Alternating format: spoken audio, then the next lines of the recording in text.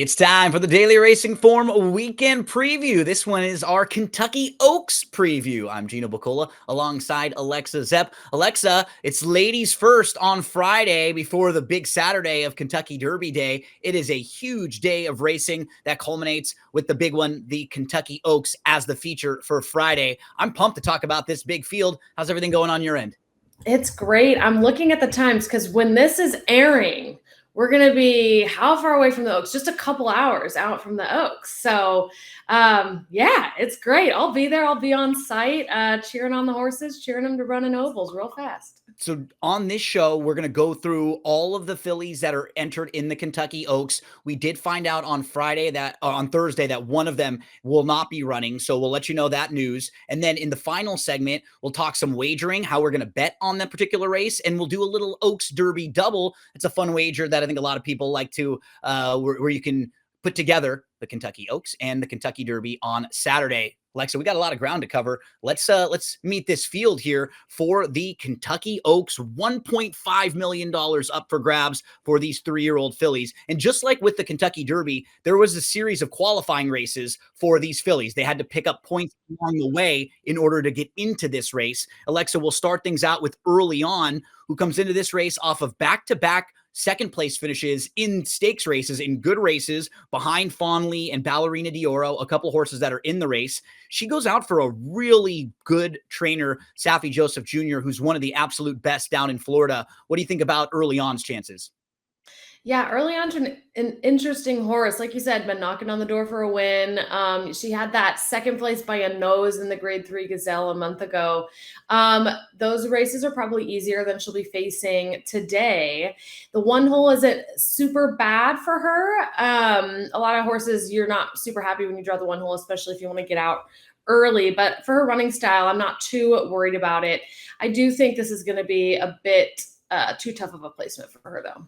And she'll be right inside of Simply Joking, who is probably going to be showing some speed, Alexa. She won her first 2 starts. Then in her third start, she was a really good second behind Quiet Side, who's the number 14 in this race. And we can see Simply Joking maybe improving off of that race because she hadn't run in a couple months. Yeah, and she has improved a lot. Like every time she's added distance, every start improved her speed figures. I think she's a real player in here. And one thing that's important to note, so we're supposed to get lots of interesting weather over the next couple of days here in Kentucky. So it's likely going to be quite sloppy, quite rainy. And she has one in the slop. And a lot of horses don't like that. I mean, when you think about it, you're getting all the mud in your face. It can be hard to make up ground because when you think about, your hooves, they're kind of, if it's muddy, it can be cuppy, like be hard to kind of stick to the ground. It can be hard to get that momentum going. So it does affect the pace setup and how races unfold. So you like to see a horse who has done well in the slot before. Fawnley is the next one. She won the Virginia Oaks, so that was her big victory, and she's 2 for 2. She hasn't done a whole lot, wrong in her career, obviously, but this is a big step up, right? She's going to be facing a bigger field and a lot tougher, and she's gotten pretty easy trips in both of her races. She'll probably have to have a much different trip and really have to earn it in a race like this. Yeah, she really will. I mean, this is going to be a really different level of quality of horses that she's ever faced before. I did see her trainer Motion commented on her post position draw saying he was really happy about it.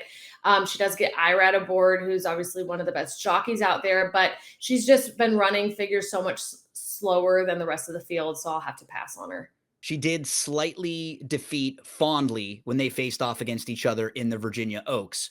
The number 4 is Drexel Hill, and she's another one, Alexa, that I think is going to have to step up a little bit to be competitive with the top fillies in this race. I could see her at least being a horse who can pass some horses late because that's kind of her running style. She's a late runner. So maybe a lot of these horses that are tiring and backing up, she could be going by them. Maybe the type of horse you use in the bottom of your tries and supers. I don't think I could get her much higher than there, though. Yeah, I mean, you look at the morning line odds, which is a guess of what she'll actually go off at, and they've given her 30-1 or plus 3,000. So not going to be favored in here, but, switched to dirt in December after running exclusively on synthetic at Woodbine is a 2-year-old. She has hit the board in 5 out of 7 starts. Seems to be consistently improving, but like you're saying, still kind of a cut below the rest in here from a speed figure standpoint. This will also be a big distance test for her. You know, half of her races have been going less than a mile, and never gone this far. So it's going to be tough.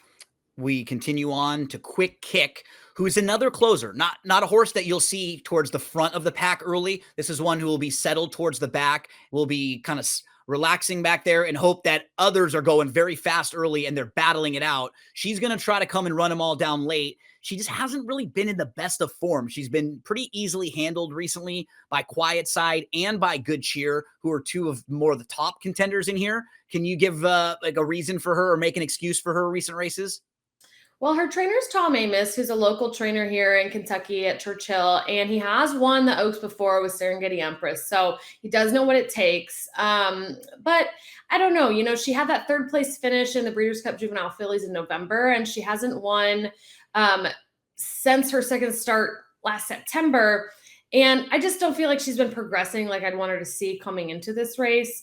And she's lost to a number of common opponents today. So I do think it's going to be a really tough spot for her. The next couple, I think, are logical contenders here. And I do believe we have a replay that we can show you of Ballerina Dioro. Last time out, Ballerina Dioro won the Gazelle at Aqueduct, going 1 mile and an eighth, which is a real positive because that's the distance of the Kentucky Oaks. And it looked initially like right about this point of the race, Alexa, like she was just going to blow by. But she did get a little bit green. She's still kind of figuring it out. She had a hard time, like really kind of straightening her stride and switching leads is what they call that, when you can really get the best out of your stride efficiently. But she still was able to win, even though she probably left a length or so out on the track. I think she's going to get a great setup in here in a bigger field with a lot of fillies that are going to be on the lead or pushing each other towards the front end. I think she'll drop back. She'll make one late run. She'll go 3rd start off the bench. I think there's a lot of little things to like about her. What do you think about Ballerina Dioro? You know, it's interesting you mentioned the switching of leads. So, like, these horses are really young. You know, the Derby and the Oaks are for 3-year-olds.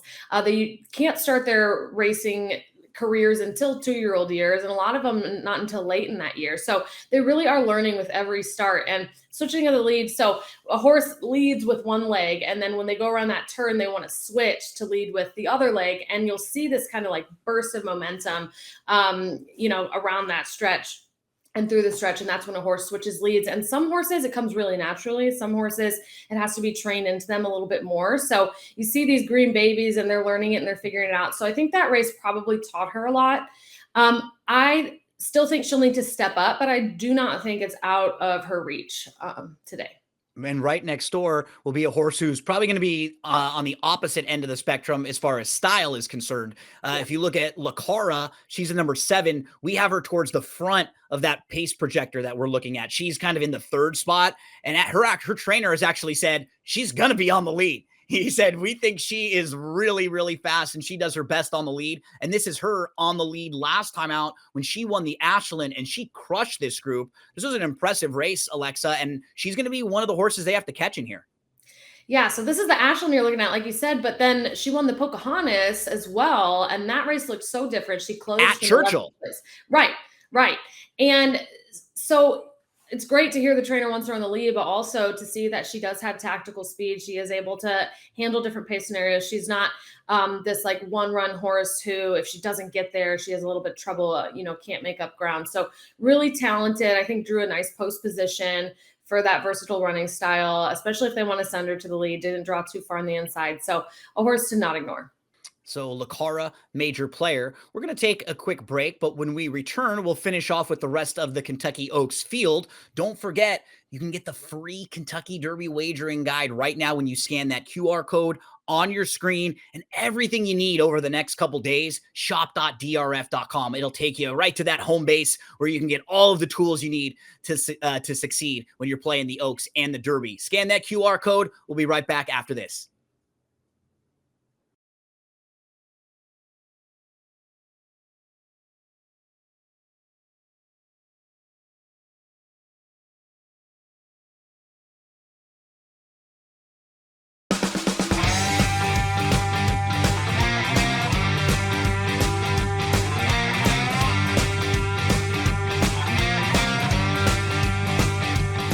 Alexa, I've been really admiring that jacket that you're wearing over there. It looks very fashionable. Can I see a little more of that jacket, please?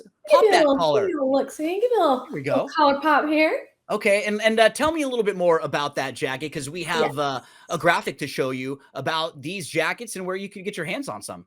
Yeah, these are J Coffee jackets, so they're super cool. What she does, she's local here in Kentucky, and she sews vintage racing scarves into the back panel and also the sleeves and the collar of the jacket. So there's a bunch of different designs. There's a bunch of derby designs. They're just really cool and super comfortable. I was lucky; they gave me one, so I could And show it, it it off. goes So hand in hand with Derby Day, right? Like the it does. fashion, the fancy dresses, the suits, the hats that The everybody's hats, wearing, oh, right? you best believe I'll be sporting some hats this weekend. So yeah, racing is, I think, well, I love racing for many reasons. And one is just the fashion and expression that you get to have at all the big events and the small events if you're feeling it. So And one of the uh, other reasons is the betting that you get to make a lot of money, Alexa, and you're going to try to help some of us make some money in the Kentucky Oaks. How are we going to do that with the $100 that we give you? Give you $100, send it to you. What are you going to do with it? It's in the mail. I gave you the $100 actual cash, so I sent it your way. you cut me a Yeah, check. exactly. Yep, yep.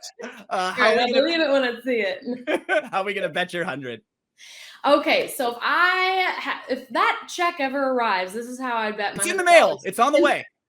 Oats. I would do a $20 exacta box. So when you see the word box around bets and horse racing, it means that the horses that you've selected can come in any order. So Yep. for me, the box is 11, 14, and an exacta is the first two finishing positions. So it could come 14, 11 or 11, 14, either way. So that's a kind of safe way to bet. A lot of times, if you just box your selections, you don't have to be super specific on what order they come in. But that is Good Cheer and Quiet Side. So I have the favorite in there who I think is really strong, like we talked about, has never lost. And then Quiet Side, the one who's gotten close to beating her and is going to provide a little more value at likely plus 800 odds. So that's my exacta box. And then I also have a trifecta, which is the first three in order. You could do a trifecta box if you wanted, but It's I've getting a little more expensive when you get into tries and supers and you want a box, right? So that you just got to make sure you're careful because you could end up playing really expensive tickets. You could play a ticket that you actually hit, but it doesn't pay enough to Loses cover how money. much you spent on it. Yeah. So Yep. you kind of have to have, a value, risk versus reward, right? Discipline. Exactly. Exactly. But my trifecta would be those two on top, Good Cheer and Quiet Side, and then the 2, 7, 11, 14 underneath, which includes Simply Joking, who's going to be early speed, and Lacara. So for me, Alexa, I want to try to lean on the two horses who I think are going to be nice value in the Oaks. One of them is Ballerina d'Oro. So I'll bet 40 of my 100 just to win straight up on Ballerina d'Oro. Then I'm going to play a trifecta. And if I can get either Ballerina d'Oro or Simply Joking to win, I'll have a lot of possibilities in the second and third spot. And both of those horses are going to be pretty nice prices. I think they're both going to be in like the 8, 10-1 range, like above 6-1. So I think if either one of them were to win, I'm already looking at a pretty nice payout in my trifecta. So then even if it's a little bit more logical where we had horses like Good Cheer and Quiet Side or Lacara finishing second and third, we'd already have that nice price winner. So could be sitting on at least a couple $100 with that try. I mean, if a horse like Ballerina d'Oro is 10-1, that 40 to win right there could be giving you back quite a bit of money too, about $400 just on that. So those are how we might bet with 100. So I think that's a good bankroll that a lot of people might be able to use. It's not massive. It's not the Yeah. tiniest in the world. And But you how can about, scale it up and down too. Like yeah, if 100's a little steep, then scale it down. And if you're like, I want to bet absolutely. 1,000, then do it times 10. We don't shame here by bankroll at all. Not at all. For one person, $2 is 2,000, so it's all relative. Let's move to Oaks Derby doubles. This is a popular bet that connects the Kentucky Oaks with the Kentucky Derby. How did you set up your Oaks Derby double? Yeah. So for the Oaks, I used the 2, 11, and 14. So Quiet Side, Good Cheer, and Simply Joking. I've got the favorite and then two longer ones in there. And then I spread a little bit in the Derby. I've got the 7, 8, 9, 10, and 17. So I've got the favorite. I've got Journalism. I've got Sandman. I've also got Luxor Cafe, who's the Japanese contingent, Burnham Square, and the 10 horse who I'm spacing. Who's the 10? Oh, your favorite. Grande. Grande. Grande. That's Yeah. a great way to pass the baton to me. I love the 10 Grande. The 8 is journalism. And the 7 is Luxor Cafe, the horse from Japan that we just don't really know a whole lot about, a real wild card. So hopefully we were able to set you up nicely for Kentucky Oaks and Kentucky Oaks Friday. Don't forget, we've got a lot of coverage for Saturday, Kentucky Derby Day, and hopefully you've already watched that and you've already got your races all set. But if not, you'll be able to check it out again on Saturday when it re-airs, and we're back again with more. We'll see you again next week on the Daily Racing Forum, a weekend preview.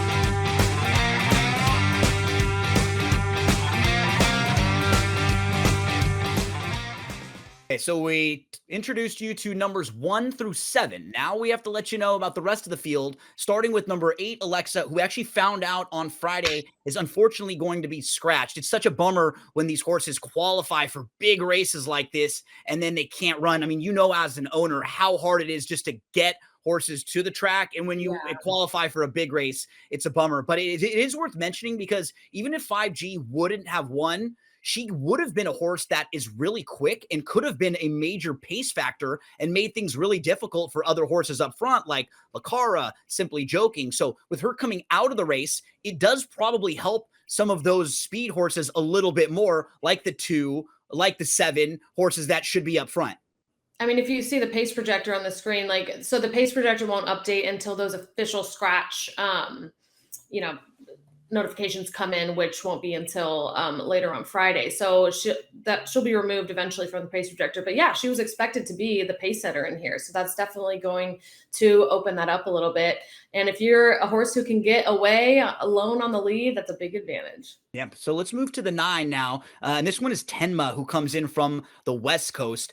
And she's been really impressive. She's won 5 of her 6 starts. She's won 3 in a row. But if you look at the field sizes that she's been facing and in the races that she's been in, Alexa, she's never been in a field bigger than 7. And this is another one of those small fields that she's winning this race. This is the Santa Anita Oaks. It was only a field of 5. She beat 2 other horses in the Las Virgenes. So if you put the last 2 races together, there have only been a total of 8 horses, and she's going to face 12 others in this field. So it might not be as easy for her as it's been out west, where she gets to kind of beat up on horses that she's obviously better than. She's going to really face some tough customers in here.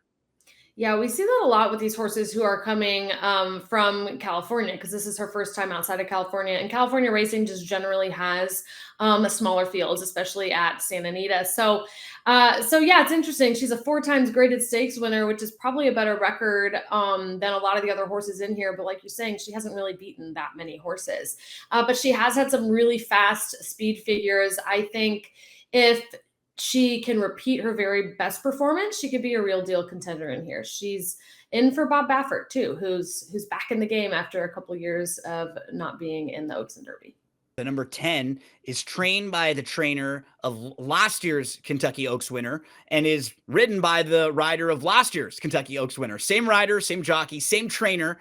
And that was Torpedo Anna. This is Take Charge, Milady. Alexa, every time I say this, I say Milady to you. I feel like we've talked about her 25 times through the different months. But she is a horse who ran second in the Ashland behind Lacara. So we saw the video of her a little bit earlier on. She fits really well with this group. And if there is a good amount of early speed, I can see her closing. I don't really have many knocks on her. It's just that she did have a couple small issues in the mornings, like training coming up into the race, things that weren't the biggest deal, but you want horses to be coming into this race with everything going well. Yeah, you do. Thank you, my man. No, that didn't work. I love it. Okay, so she won back-to-back races in January at Oaklawn, and then totally flopped, right, in the Grade 3 Honeybee in February, and she encountered traffic there. And when you're a closing horse, that's always going to be a risk. You're going to have to run horses down and pass them, and if you don't have a clear path, you don't have a clear path. So that's something she'll just always have to face because of her running style. But like you said, then came back and ran in the Ashland at Keeneland and got second place. And her workouts, I think, show her to be pretty tuned up and ready. So I also like that she's won in the mud before, considering the forecast. So I do think Chick Charge Milady is a contender. Good Cheer is just awesome. She's Yeah. run 6 times. She's won all 6 times. It's never been closer than like 2+ lengths. She's beat every horse she's ever faced by at least 2 lengths. So she's never really been tested. But this will be the toughest group she's ever faced in a really big field, and she is drawn towards the outside. So there are a couple things that you can kind of maybe poke holes in if you're trying to beat her, but you can't poke holes in her overall resume. She is absolutely perfect so far, and she's no doubt the one they're all going to have to beat, Alexa. Yeah, she's done nothing wrong. The horse who's been closest to her is Quiet Side, who's the 14 here that we'll get to, and she ran up to 2.5 lengths behind her. But like you said, these other wins have come 6, 8, 17 lengths in front of the others. So her speed figures though are comparable with other horses in here. So Yep. on paper, she's not running like blazing, figures that no one can contend with. But when you look at the actual finish positions, I mean, she is kind of blowing them down. So I think she's the one to beat, but also her odds match that, right? She's got a morning line of 6-5, which is basically even money. And I imagine will go off at even money. So if you're trying to leverage and get some value out of here, you're probably going to try to beat her. Yeah, and kind of like we were talking about with Tenma, she's not been in that small of fields, but she's never been in a field bigger than 8. And this will be a little bit bigger. Maybe she has to deal with some traffic and things just aren't quite as easy for her.